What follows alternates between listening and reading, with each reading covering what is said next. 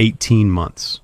They harassed my family for 18 months. Violation notices zip-tied to our fence. Security trucks parked blocking our gate. And the woman behind all of it, Renata Fain, tactical vest with an embroidered logo, wire-rimmed glasses, voice sweet as honey but cold as a blade, looked my grandfather dead in the eye and declared, "This entire corridor is now within our community's jurisdiction." On land my grandfather had worked since 1951, in front of his own farmhand. No apology, no shame, not even a flicker of hesitation. My grandfather didn't shout back.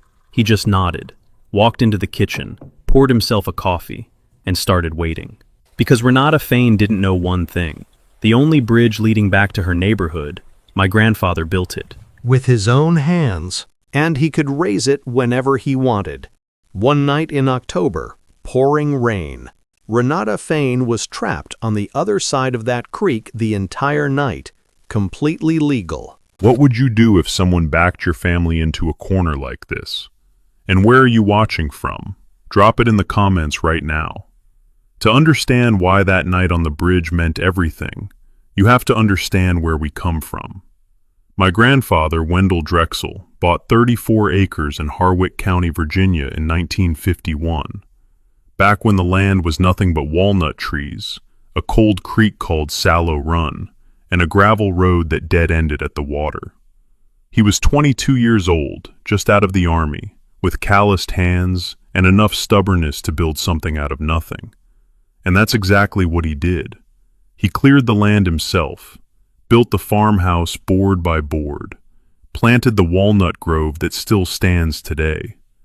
The place smelled like pine tar and machine oil and cold creek water, and to me, that smell has always meant home. In 1987, after the county's culvert washed out in a flood, Grandpa Wendell built a drawbridge over Sallow Run.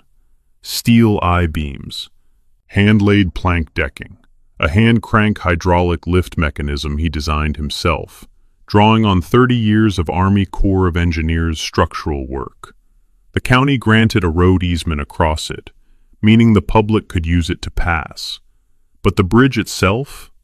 Every bolt, every beam, every plank, Wendell Drexel. His land, his bridge, his rules. For decades, none of that mattered much. The road on the other side of the bridge led nowhere anybody cared about, just open farmland and tree lines. We used the bridge every day, so did a few neighbors. It was quiet. It was ours. Then Stonebrook Properties arrived. In 2018, they broke ground half a mile north of us. By 2020, 240 homes had been built, sold, and bundled into the Harwick Pines Homeowners Association, complete with landscaping rules, architectural review committees, and a private security team called Harwick Pines Community Security, or HPCS. Their job was to patrol the development and enforce community standards. Their patrol vehicles were black Ford F-250s, spotless, like they'd never seen a dirt road in their lives. The problem was geography.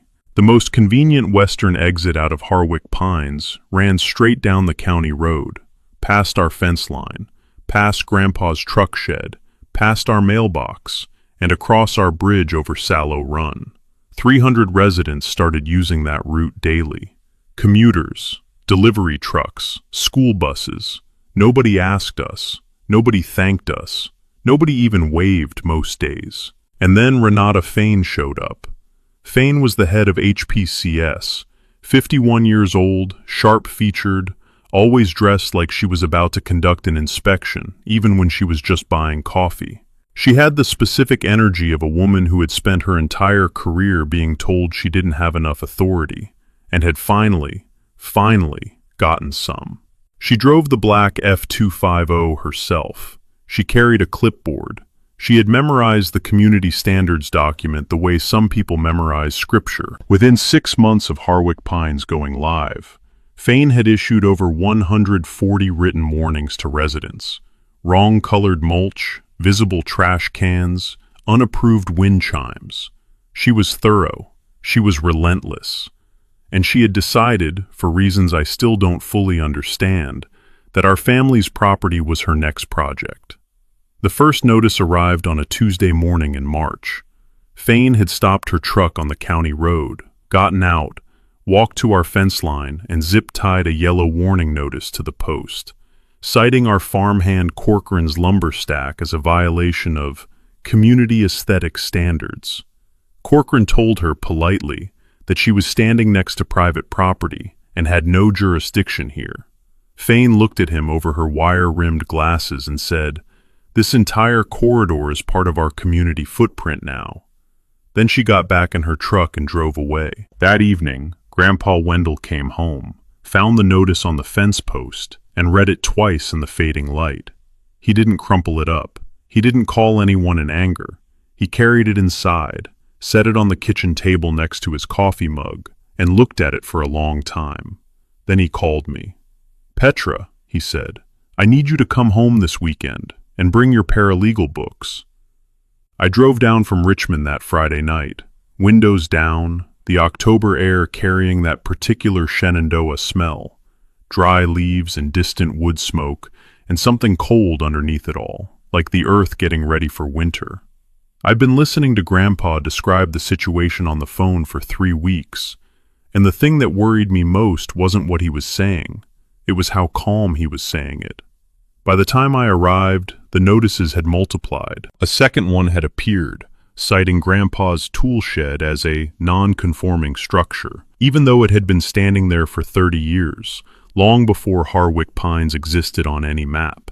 A third notice complained that our 2 dogs were unrestrained within the community aesthetic zone. Our dogs were behind a fence, on our property. The community aesthetic zone was something Renata Fane had apparently invented and written in the margin of her clipboard. She had also started the drive-bys. 3 times a day, sometimes 4. Her black truck would roll slowly past our fence line, and she'd stop and photograph whatever caught her eye. The gate latch, the truck shed, the walnut trees, as if the trees themselves were in violation of something. Some mornings I could smell the diesel exhaust from the kitchen window before I even heard the engine. It had that particular biting, cold morning diesel smell that sticks to the back of your throat. I spread all 3 notices on the kitchen table under the yellowed lamp and read them carefully. The wood surface was warm and smooth under my forearms, worn down by decades of mail and coffee cups and engine parts and family decisions. Grandpa sat across from me with his hands around his mug, watching me read. "She can't enforce any of this," I said. "You're not in the HOA." "I know," he said. I looked up. "So why are you smiling?" He'd already started his counterattack 3 weeks earlier, before I even knew there was a war. The first thing he'd done was bolt a Browning Strike Force trail camera to the same fence post where Fane left her notices. Nothing fancy, just a weatherproof camera that logged every vehicle, every timestamp, every license plate that came down that county road. 18 days of footage, already saved to a hard drive in his shop. The second thing he'd done was call the Harwick County Clerk's office and request a certified copy of the original road easement, a 4-page document from 1953, typed on a manual typewriter, describing precisely what the county had the right to use and what it emphatically did not. The road surface, yes. The bridge, the banks, the adjacent land, the fence line, absolutely not. He'd filed it in a manila folder and labeled it in block letters with a marker. Fane material. The third thing he'd done was file a formal written complaint with the Harwick County Sheriff's Office, describing the pattern of harassment and citing 3 specific dates with timestamps from the trail camera footage. The deputy who took the call, a young woman named Mabry, told him she'd log it. "Log it good," Grandpa said. Then Fane escalated. She filed a counter-complaint, claiming that our fence posts were encroaching on the county road easement by 14 inches and demanding a formal land survey. In her mind, I think she believed this was genius. Force an old man to spend money, tie him up in process, make him feel the weight of bureaucracy grinding down on him. The complaint arrived via certified mail on a Thursday. Grandpa signed for it, opened it, read it twice, and then called an old Army buddy named Thad Grimshaw, who happened to be a licensed land surveyor out of Stanton. Thad drove out that Saturday. He spent 4 hours working in the cool spring air that smelled of creek water and new grass, moving his equipment along the fence line with careful precision. When he finished, his report was unambiguous. Our fence posts were not 14 inches over the easement line. They were 14 inches inside it. We owned more of the road edge than Fane had claimed. The survey cost Grandpa $600. It was about to be worth a great deal more than that, because while Thad had his equipment out, Grandpa asked him one more question, almost offhand. "While you're here, run the bridge coordinates too." The result confirmed what Grandpa had suspected for years, but never formally verified. The bridge over Sallow Run, every plank, every bolt, every hand-welded beam, sat entirely within our surveyed parcel. The county easement granted passage across it. It said nothing about who controlled access to it, who could close it for maintenance, or what rights the bridge owner held in an emergency. Grandpa filed the survey with the county that Monday. He put a second copy in the manila folder. He labeled it in the same block letters, Bridge. That night he called me. I listened to everything. Then I said, "Don't do anything yet." "I'm not," he said. "I'm just reading." Legal takeaway. A road easement grants right of passage, not authority over adjacent private property, and not control of a privately owned bridge. Target, approximately 800 words. May came in hot and humid, and Renata Fane came in with it at full speed.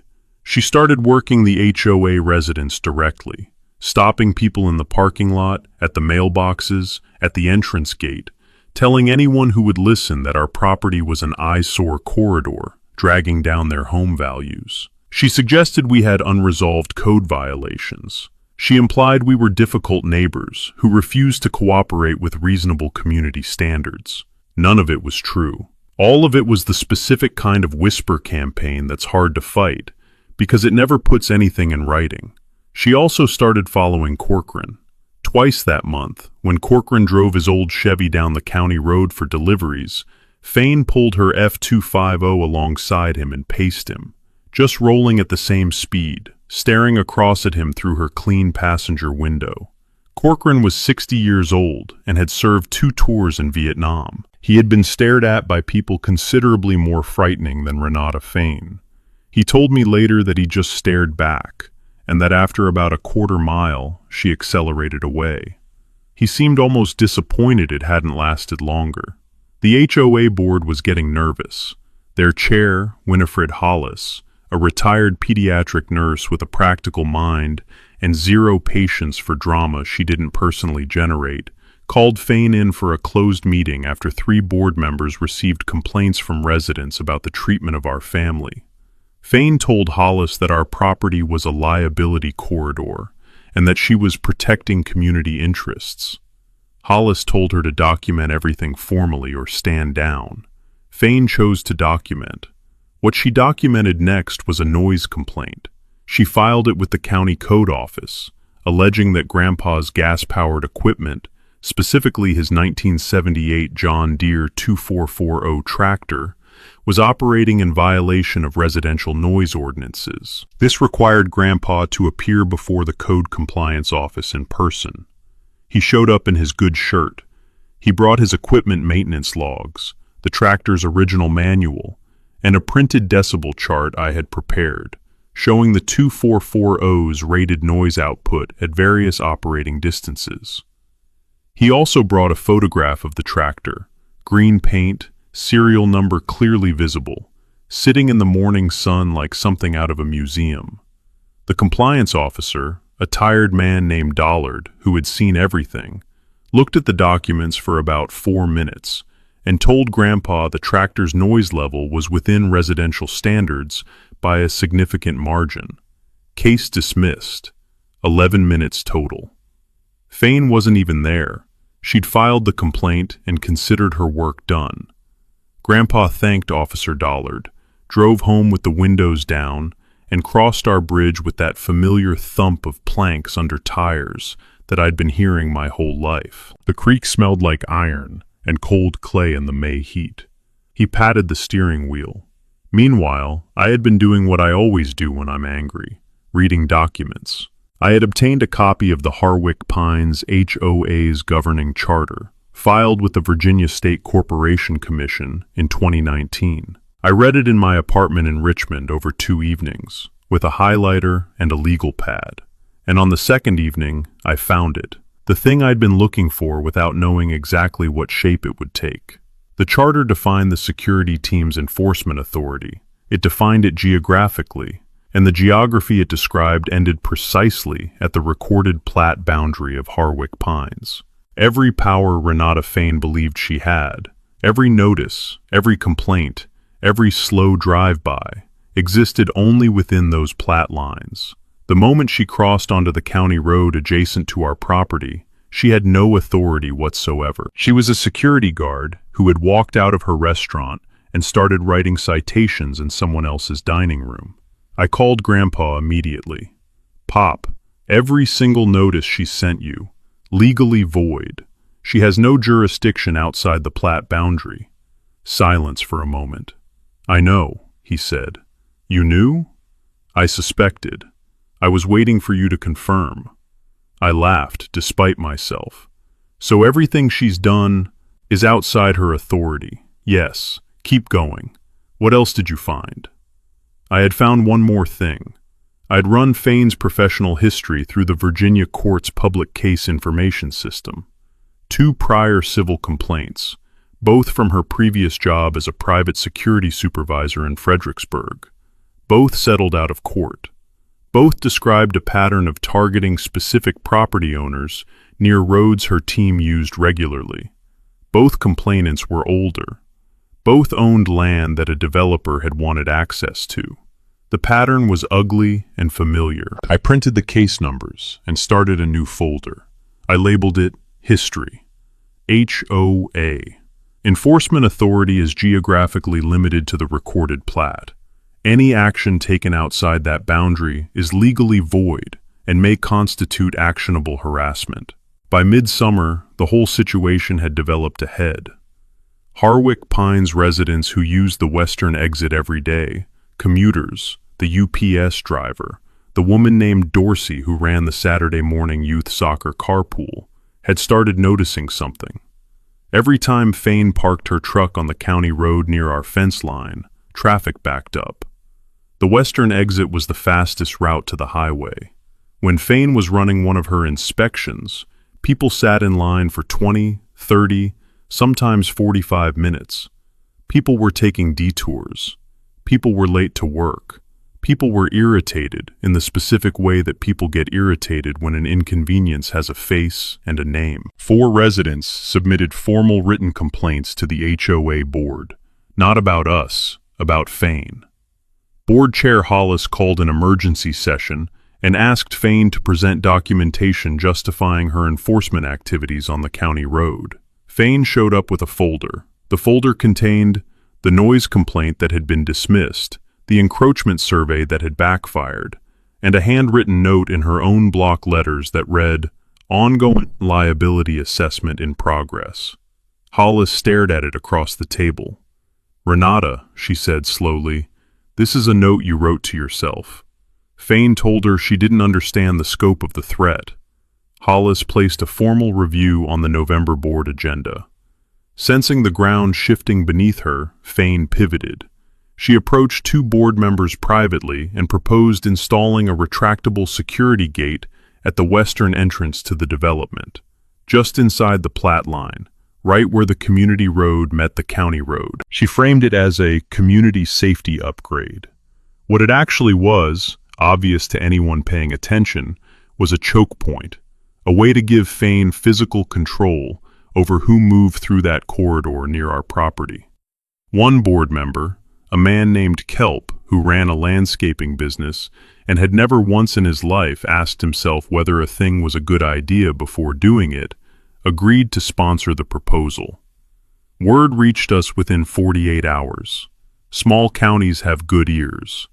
I was back in Richmond when Grandpa called me about the gate. I could hear from his voice that he wasn't worried. He was thinking. He'd walked out to the bridge that afternoon, stood on the deck over Sallow Run, and watched the creek run low and warm in the August heat. A great blue heron had been standing motionless in the shallows downstream, the way herons do, like they've been there since the beginning of time and planned to stay until the end of it. He called my mother Priscilla, his daughter, a retired Harwick County Planning Commissioner, and left her a message. She called back the next morning. She had spent the evening reading the 1953 easement document that I'd helped Grandpa obtain months earlier, really reading it this time, the way a planning commissioner reads a legal instrument. And she found the sentence that changed everything. The easement for road passage across Sallow Run Bridge was non-exclusive and conditional on the bridge remaining in operable condition, as maintained by the property owner. Maintained by the property owner. Grandpa Wendell Drexel. Us. That phrase meant that Grandpa had the legal right to take the bridge out of service for maintenance, repair, or structural inspection at any time he deemed necessary. No HOA gate could touch that.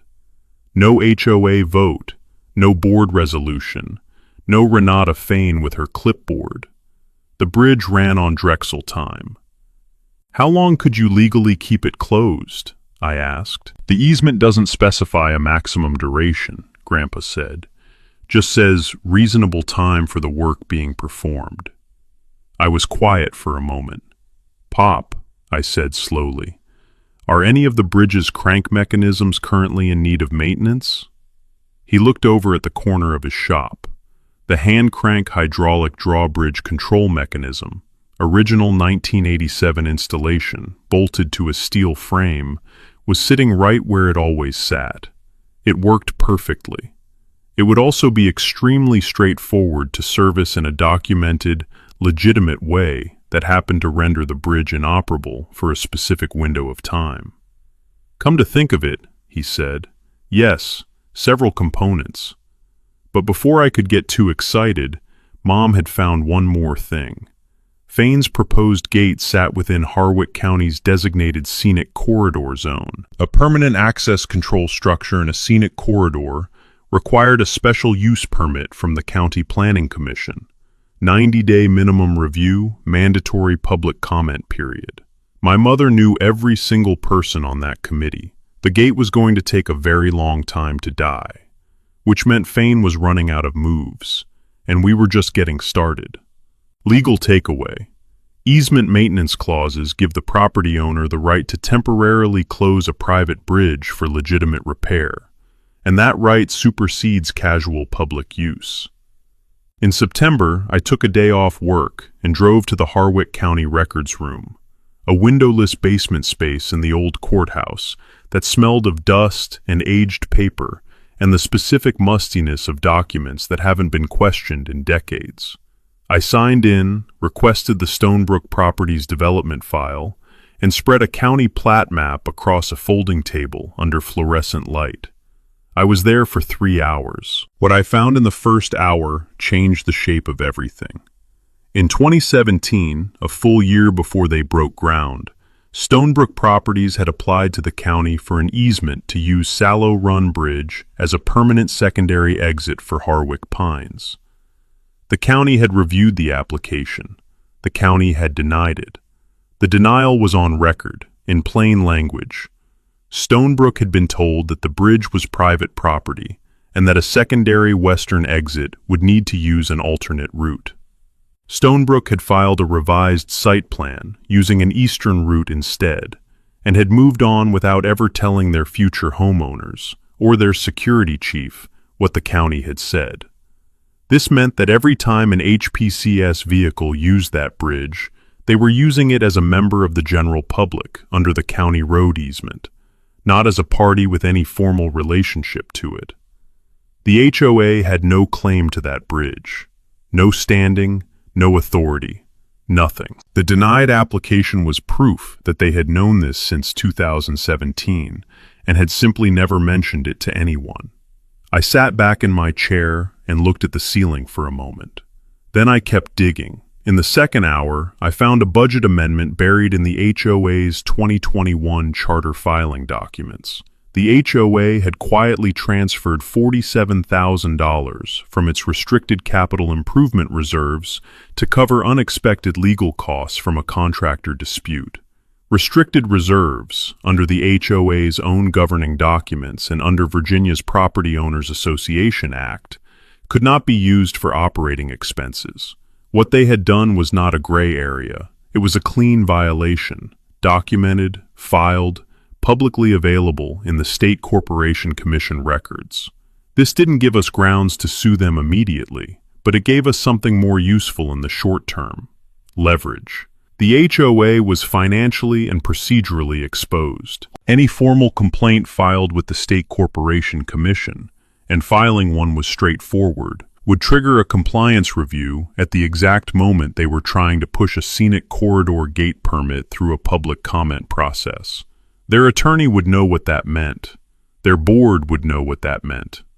I drove home through the Shenandoah Valley in the late afternoon, the hills burning orange and copper on either side of the highway, and I called Grandpa.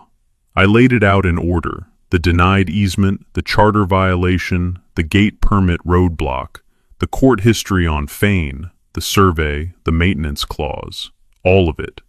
When I finished, he was quiet for a long moment. "So, the bridge," he said. "The bridge," I confirmed. "And if we close it for maintenance, they have no legal standing to file anything about it. They were denied the easement in 2017. It's public record. How long do we need to hold it?" "One night," I said. "Just one night, at the right moment." There was a pause. I could hear the creak through his open shop window on the other end of the line. "I'll need to order some parts," he said, "for the crank mechanism." "Order them," I said. "A denied easement application is permanent public record and constitutes proof that a party had formal notice they had no right to a specific access route. October, in Harwick County, is the kind of beautiful that makes you feel slightly smug about living in Virginia. The walnut trees on our property went yellow, then amber, then deep brown, and Sallow Run ran darker with tannins from the fallen leaves. The air in the morning smelled like cold mud and wood smoke, and something metallic coming off the creek. Grandpa spent 3 weekends in a row in his shop. He ordered a legitimate rebuild kit for the bridge's original hand-crank hydraulic mechanism, a 37-year-old piece of equipment that genuinely needed servicing. He documented every step, dated receipts, a maintenance log written in the same format he'd used in the Army Corps, a checklist of components photographed before and after inspection, the hydraulic cylinder seals, the pivot pins, the crank housing, the pressure release valve. Every item real, every item documented. Every item the kind of thing any responsible bridge owner should be checking on a structure that old. The rebuild kit cost $340. The documentation cost him nothing but time. The fact that it would also render the bridge inoperable for a specific 18-hour window was, as Grandpa put it, just good scheduling. While he worked in the shop, I worked the phones. We needed 4 allies, and we needed them quietly. The first call was to Corcoran, who needed approximately 30 seconds of explanation before he said, "I'll be there," and hung up. He volunteered to stand on the bank with a lantern on the night in question, and look, as he put it, helpful and old. Grandpa told him that was exactly right. The second call was to Thad Grimshaw, our land surveyor, who agreed to be available by phone if anyone tried to argue property lines in the dark. He said he'd keep his truck keys on the kitchen table. The third call was to Deputy Mabry at the sheriff's office, the same deputy who had taken our original harassment complaint months earlier and had by now logged 3 separate incidents involving Fane's conduct near our property. Grandpa didn't tell her the plan. He simply mentioned that he intended to close the bridge for documented maintenance on a Saturday evening in late October, and that he anticipated some noise from the HOA side of things. She told him to call if it escalated. He thanked her. She said, "Mr. Drexel, I've read your file. I think your paperwork is going to be just fine."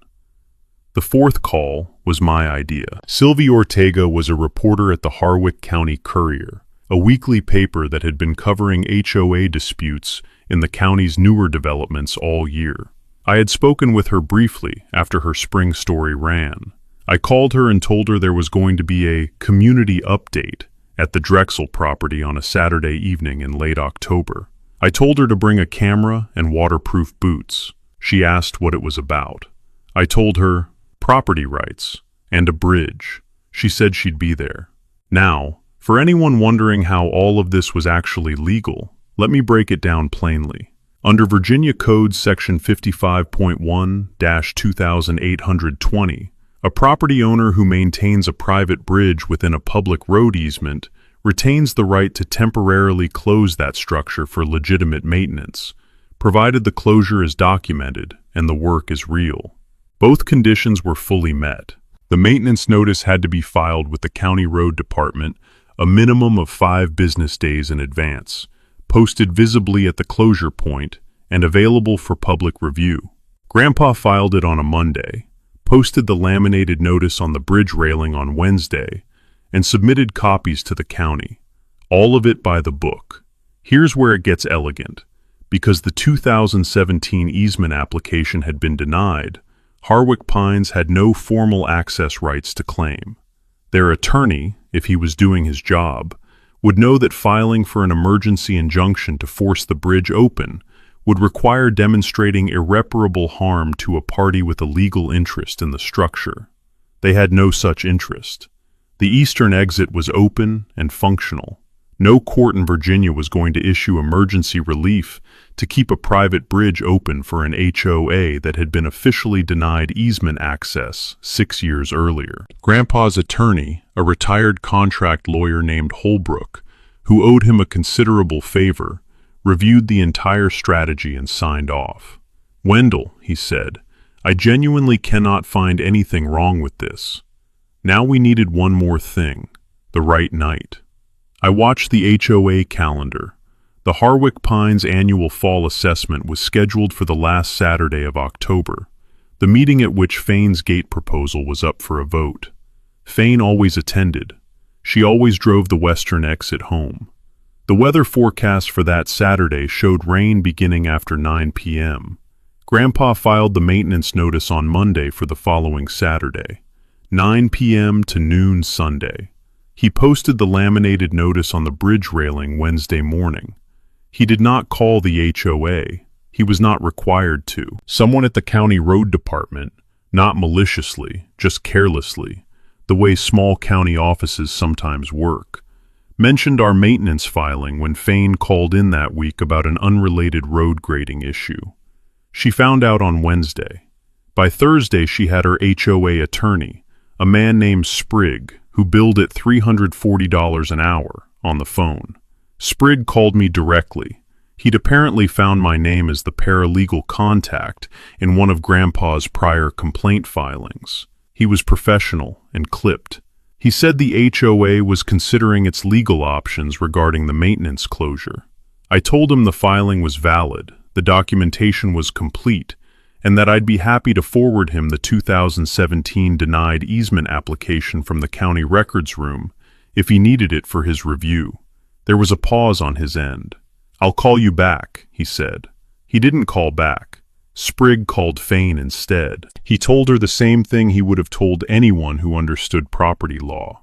There was no legal mechanism to prevent the closure. The notice was valid. The maintenance was documented.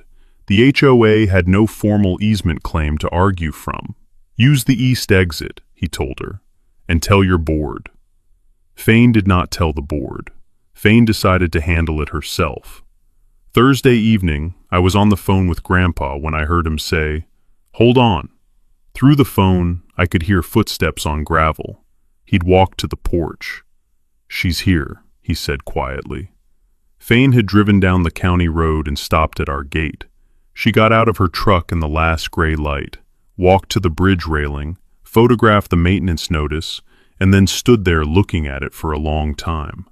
Grandpa was on his porch, visible, not moving, coffee in both hands. Fane walked to the gate. She called out, "This won't hold up. "Evening, Renata," Grandpa said. She said the HOA would be seeking legal relief. He said she was welcome to. She said this was a deliberate obstruction of a community access route. He said he'd be happy to share the survey, the denied easement application, and his maintenance log with any judge who wanted to review them. He said all of it pleasantly, the way a man says things pleasantly when he has been patient for 18 months and finally knows exactly where he stands. Fane got in her truck and drove away. I could hear the tires spinning on the gravel through the phone. "She's rattled," I said.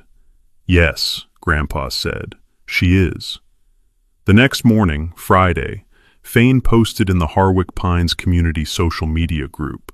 She described our maintenance closure as a hostile act by a neighboring landowner and suggested residents document any obstructions and report them to community security. She implied we had ongoing unresolved code issues. She implied spite and bad faith.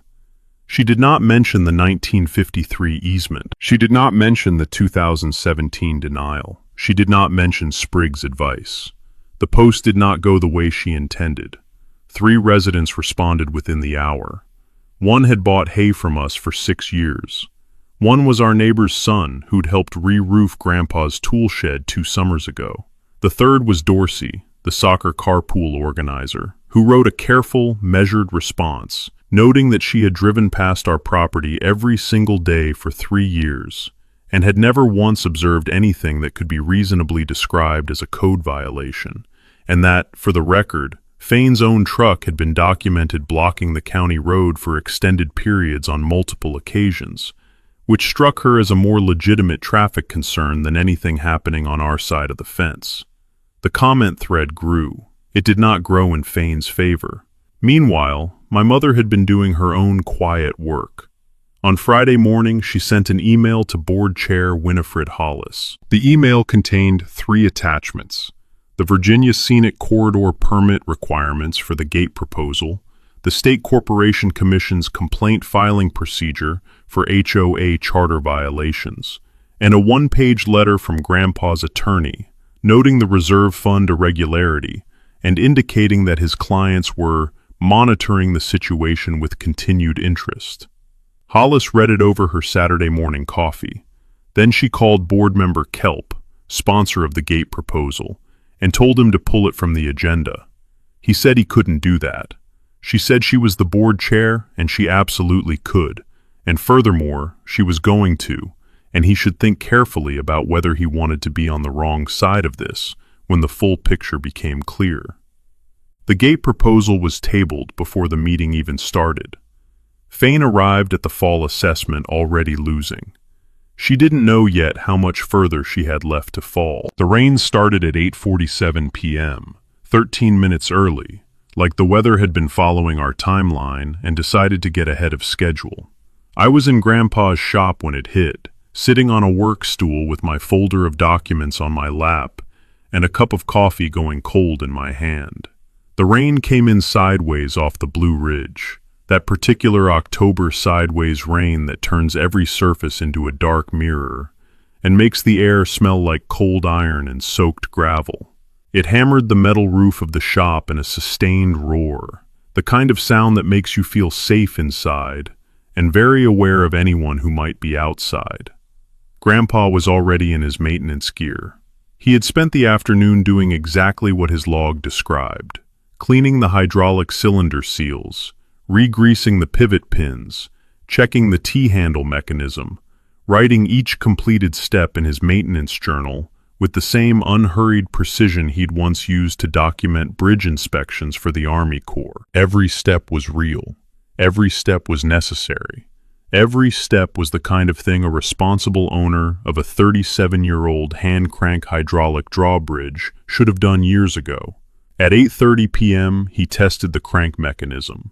It functioned perfectly. He wrote that down too. At 8:55 p.m., he pulled on his waxed canvas rain slicker, old coffee-colored, stiff with years of weather, the kind of coat that has absorbed enough rain to have opinions about it, and walked out into the dark toward the bridge. I watched him go from the shop doorway. Sallow Run was already running fast with the rain, the sound of it rising up through the bridge planks, carrying that cold creek smell, iron and wet leaves, and something older underneath, like stone that has been underwater for 100 years. Grandpa fitted the T-handle into the recessed socket on the West Bank control panel and began the sequence he'd performed dozens of times over 37 years. 6 turns counterclockwise to release the hydraulic pressure valve, then a full rotation clockwise to engage the lift cylinder. The bridge responded the way it always had, a groan of steel, a slow, dignified rise. 28 feet of deck tilting toward the dark sky as the hydraulic cylinder extended, the planks going from horizontal to a 45-degree angle over 18 feet of fast-moving creek. When it locked into position, Grandpa secured the safety pin and removed the T-handle. He stood there a moment, rain on his hat brim, creek roaring below, nothing but dark on the other side. Corcoran materialized out of the shadows with a lantern, right on time. "She's up," Grandpa said. "Yep," said Corcoran. They walked back to the shop. The lantern swung. The rain came down harder. At 9:34 p.m., headlights appeared on the other bank.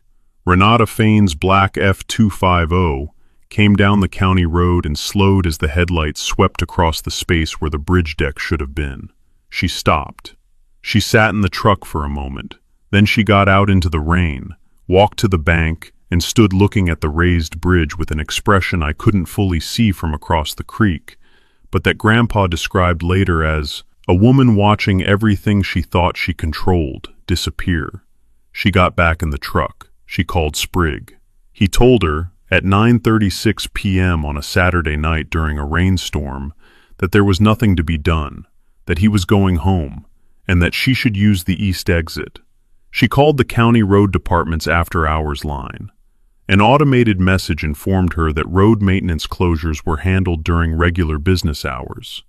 She called the sheriff's non-emergency line. The dispatcher told her that a bridge closure pursuant to a properly filed maintenance notice was not a law enforcement matter.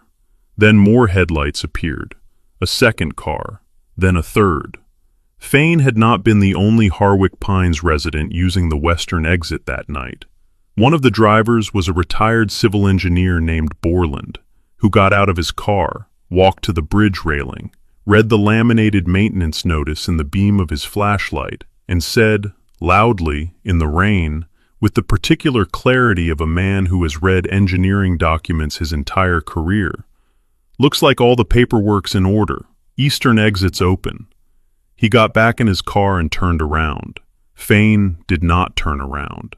She tried to maneuver her truck in the narrow road and managed instead to slide the rear wheels into the soft, rain-soaked shoulder.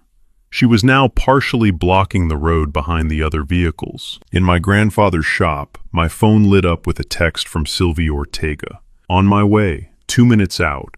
I texted back, "Main gate's open. Park by the shop." I looked at Grandpa. He was pouring coffee. The rain applauded the metal roof. "She's going to be out there a while," I said. "Yes," he said. "She is." He handed me a cup. Cream's on the bench. By 10:15 p.m., the scene on the county road had reached the kind of specific, rain-soaked absurdity that you couldn't have written if you'd tried. Fain's black F-250 was sitting sideways in the soft shoulder, rear wheels sunk into the mud at the worst possible angle. The 2 HOA residents who'd been blocked behind her had given up trying to turn around in the narrow road and were sitting in their cars with their hazard lights blinking. Little orange pulses in the dark and the rain, steady as a heartbeat. A fourth vehicle had arrived, seen the situation, and simply parked. 5 adults, 4 vehicles, 1 raised bridge, 1 October rainstorm. Sylvie Ortega had come in from the east on our farm track access, and was standing on our bank with a weather-resistant camera and the composed, slightly lit-up expression of a journalist watching a story arrange itself in front of her.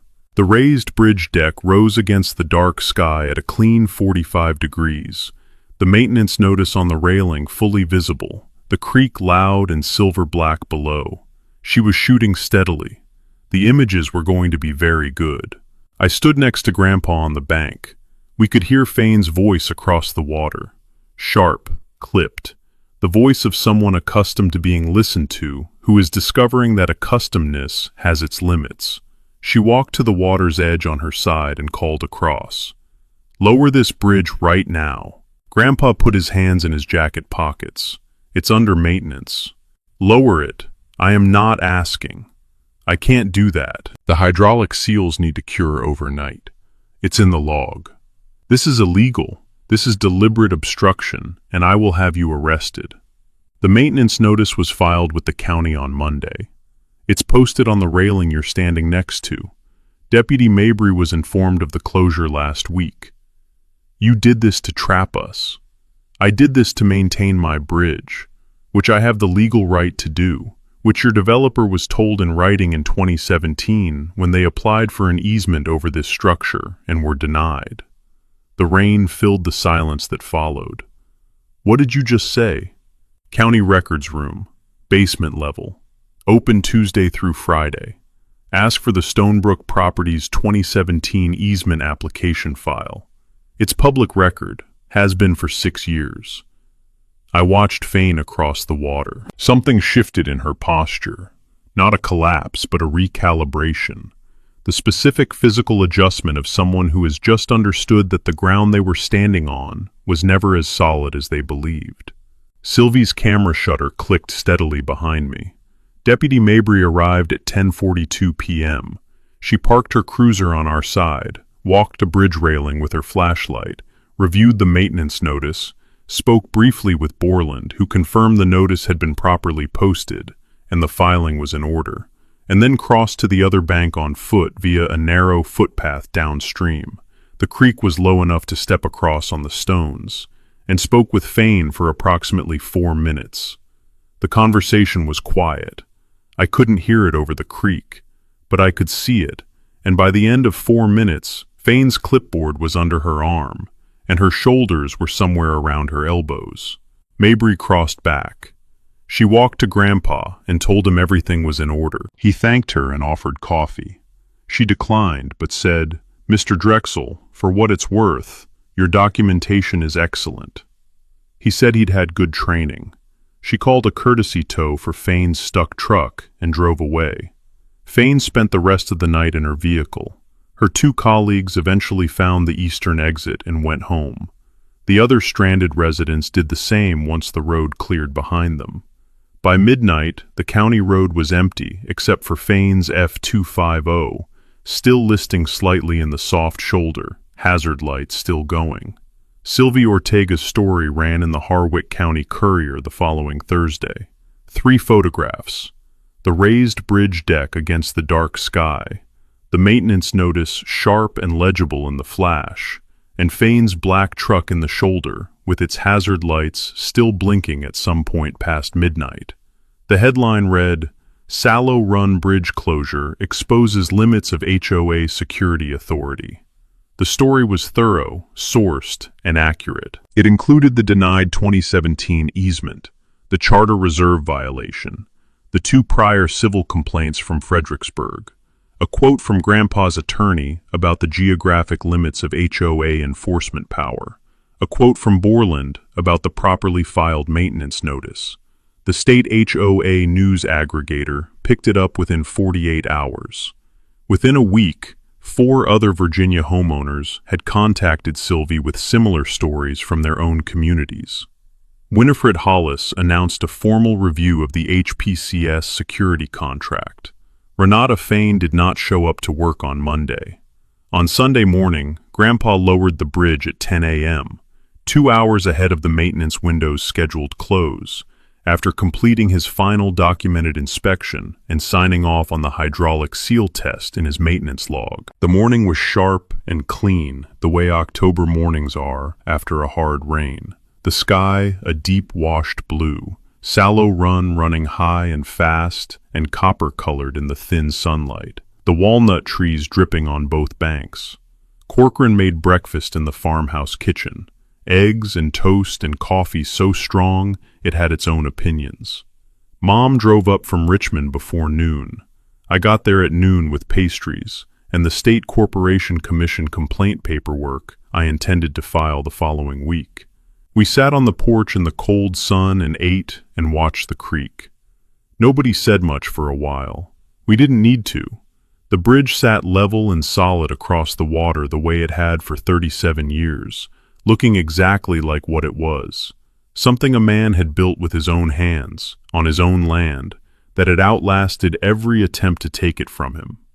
The aftermath came in stages. Renata Fain tendered her resignation from the HPCS security contract in early November, citing personal reasons. The board accepted it without apparent difficulty. The gate proposal was formally withdrawn. The HOA retained an outside attorney to review whether the security contract's scope needed to be explicitly limited to the plat boundary, a review that concluded, without much drama, that yes, it absolutely did, and that it should have said so from the beginning.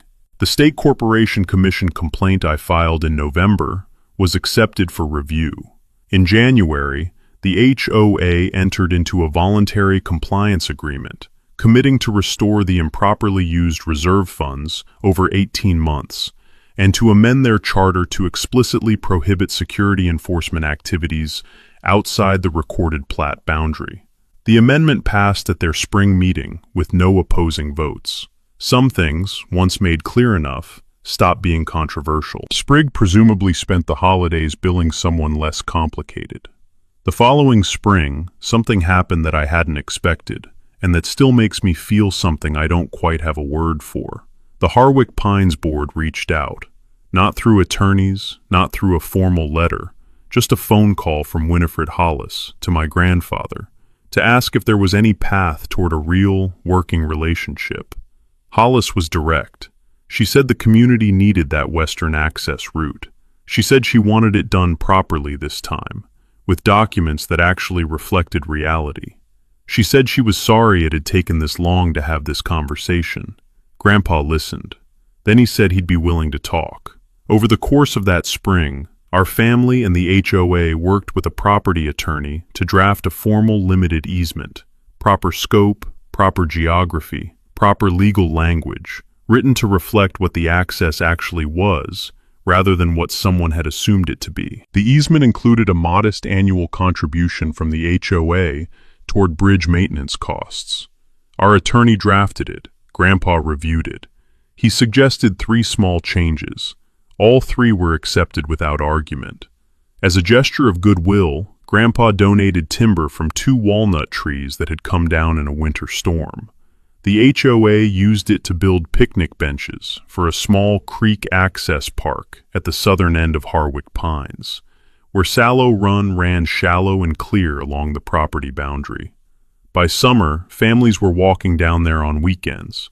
Kids were catching crawdads in the shallows. The creek smelled like warm mud and cold stone, the same way it always had, the same way it had when Grandpa first walked this land as a 22-year-old with calloused hands and something to build. In the fall, Grandpa and I established the Drexel Property Rights Education Fund, a scholarship administered through Harwick County Community College for students pursuing paralegal studies or community planning, with a focus on rural property law. The first recipient was a young woman from the western end of the county who had grown up watching her parents fight a nearly identical dispute with a developer. The scholarship was $2,000 a year. We announced it at a county planning commission meeting, the same room where my mother had once served as commissioner, the same room where county documents got filed and forgotten in basements until someone like me came looking for them. Grandpa spoke for about 3 minutes. He was wearing his good shirt. He had his coffee. "The best thing I can tell anyone going through something like this," he said, "is to read the documents. All of them. The old ones especially. The ones nobody's looked at in 50 years, sitting in the basement of the courthouse. The people who wrote those documents were careful. They were fair. They knew things would get complicated eventually. They just didn't know when or how. So they wrote it down clearly and left it there for you to find. Go find it."